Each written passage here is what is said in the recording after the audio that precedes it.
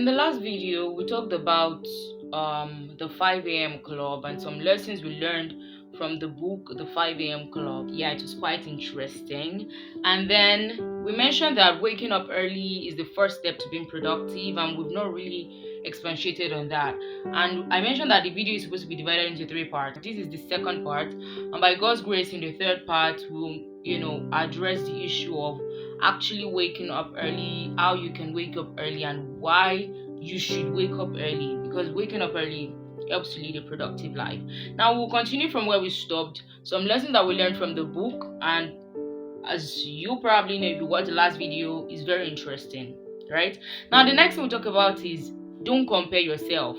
According to the book, comparison is a stealer of joy. Comparison steals your joy. Now you're on your lane, you're doing your thing, but you see someone doing probably a similar thing to what you're doing, and it's like, this person is progressing, this person is doing better than I am, right? When you continue to look at that, you get distracted, right? You get discouraged, and you're like not feeling so good. Your joy is stolen that way. Initially you might be like very happy with yourself, like, oh, I'm giving it my best and I'm loving the process, I'm loving what I'm doing. But when you start to compare yourself with other people, your joy will be stolen. So that's how comparison steals your joy. So basically, do not compare yourself. What God has taught me with this comparison is that if you're comparing yourself or your results with someone else's results, you're comparing your results based on another person's work. And I want you to know that growth does not just come. Sometimes the people we compare ourselves with are probably struggling with some things, or sometimes these people are people that have been in the industry, or they've been working for so long, and you probably just started whatever you're doing, right? So don't compare yourself with people. Embrace your work, do your work with joy, and give in your best to your work.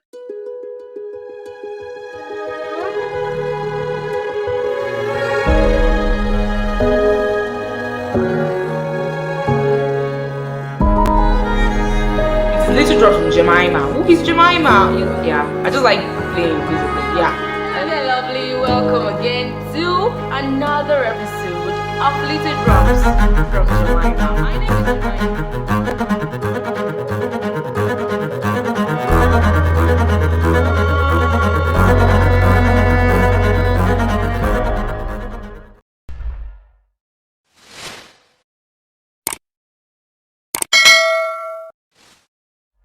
Growth does not just come. Growth is a process, right? I remember in the Bible, in Matthew chapter 13, where the parable of the sower, right? The seed that fell on stony ground, it sprouted. I mean, it came out, right? But it didn't take long. When the sun came and the weather came and everything, it didn't take long before the whole thing withered, or before the whole thing went off. And that was because this growth did not have any root. So what if you're in a smaller stage compared to where you would love to be, go through that process, embrace that process, embrace that growth, so that when you grow, or as you're growing, as you're seeing bigger things in life, you would understand that, oh, you have a root, and you're holding on to something. This tree that withered because it did not have any root. It did not have something that was holding it down. And I want you to embrace the process, the foundational process of whatever you're involved in right now. So don't compare yourself with anybody. Don't compare your work with anybody's work.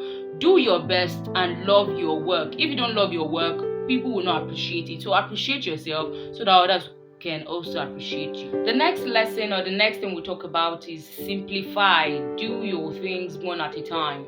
Now, there are times that we have a whole lot of things that we want to venture in, or we have a lot of projects to work on, and then it's like, oh, we probably have limited time and we just want to rush through everything. If you rush through everything, or you just start everything at once, you won't give in your best for each of them.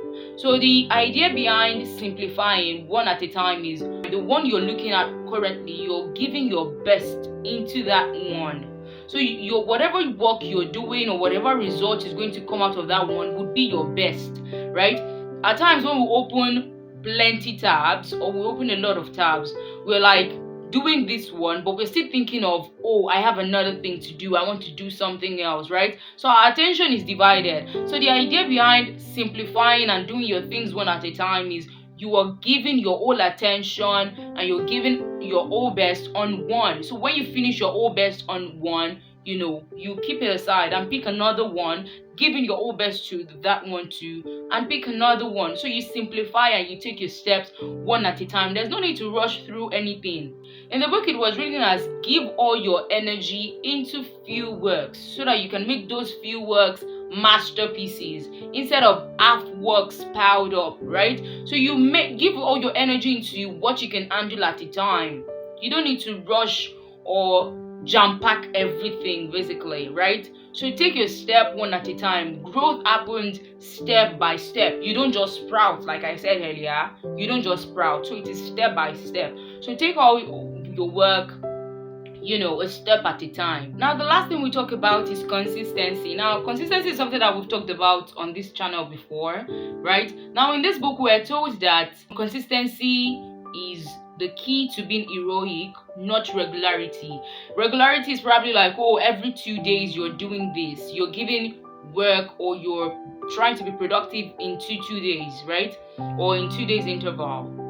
Or every week. That's your regular, but you're not consistent. Consistency is a daily practice. Is like you're giving your work, or you're giving your best, you're doing or venturing into your work every day, right? No matter how small, no matter how little the energy you put in is, in as much as you're giving an effort every day, that's consistency, not regularity. So consistency is the step to being heroic, not regularity. In the book, it was called ceaseless practice and daily application. So ceaseless practice and daily application is what makes you heroic, not regularity. And under this, I would like to mention something that was mentioned in the book. Okay, in the book, we're given 3 values of heroic habit makers. So 3 major values that you should hold on to. The first is that victory demands consistency and persistency. Victory demands consistency and persistency. If you decide that, oh, I'm going to give in my work for a whole day, but like tomorrow I'm going to rest, I'm not going to do anything about it, and next tomorrow I'm not going to do anything about it, you're not being consistent, right? And I believe that way you probably lose vibe, or you lose energy of what you're doing. But when you love what you're doing and you give an effort to it every day, you begin to embrace your work. The next thing is that following through on what was started will determine the amount of self-respect that will be generated. So following through on what was started is consistency. The amount of consistency or the amount of discipline that you have is what dictates or what shows the self-respect that you have. If you're consistent, or you're disciplined, or you're diligent, you'll be happy with yourself. You will even respect yourself, and people will respect you because you're giving effort. You're giving effort constantly. The last thing is that the way you practice in private is the same way you would perform when you come out in the public. So when you are in private or when you're alone, you should have a consistent behavior. You should have a consistent value. The same way you behave when you are alone is the same way you behave when you get outside, because out of the abundance of what is inside, that's what will burst out. It is what is inside that can burst out. You can't give what you don't have. So in as much as you're trying to give value, you're trying to be disciplined, you're trying to do this, you're trying to be productive, and you're trying to be that, it is the personal practice that you have, or the personal practice that you've engaged in, that's what will affect the produce or the results you give out. In the book, it was written as sweat more in practice, bleed less during war. Now in practice, your practice is private, right? You practice in private, but war is in the open. War is outside where everybody can see. So what you practice when you are alone or in private is what you give out when you are in war. So when you practice well, or you have a good personal value and all that, when you get to war or when you get outside, you have something to deliver. So basically, that's that for today. Thank you so much for taking out time to check out this video. I hope you've been blessed. Let me know whatever you learned from this video in the comments. And one thing, especially if you know me, don't come to my DM or something to come and be telling me, oh, Jemima, this, giving testimonies in my DM. That's why there is a comment section. So please leave your comments, like this video, and subscribe if you've not. Thank you so much for taking our time. God bless you, and you see me next time on Little Drops from Jemima. Bye.